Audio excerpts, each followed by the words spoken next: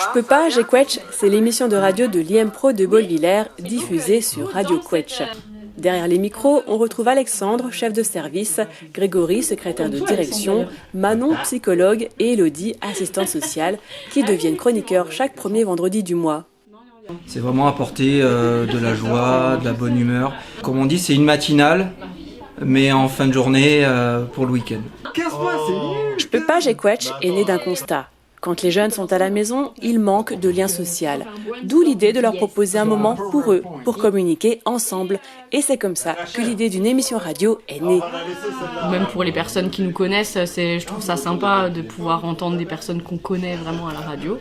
Et puis c'est bon enfant, on s'amuse bien. En fait, on a tous un petit peu le même rôle au final. Alors il y a quand même Alexandre qui chapeaute un petit peu plus l'émission, on va dire.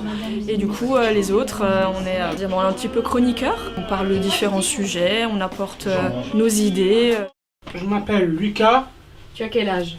17 ans. Pour cette émission, des jeunes de l'IME de Danemarie sont venus dans les studios situés à Alkirch pour découvrir l'envers du décor. T'es content d'être avec nous ?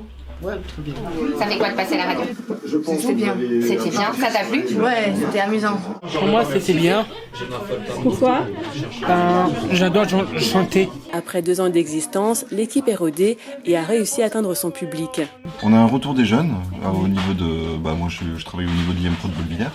Et on a les jeunes qui viennent nous voir, qui nous disent « Ah, on a écouté, etc. Comment c'est qu'on écoute ? C'est quand Radio Quetch ?» Donc c'est super, ouais, ce retour des jeunes et des familles aussi.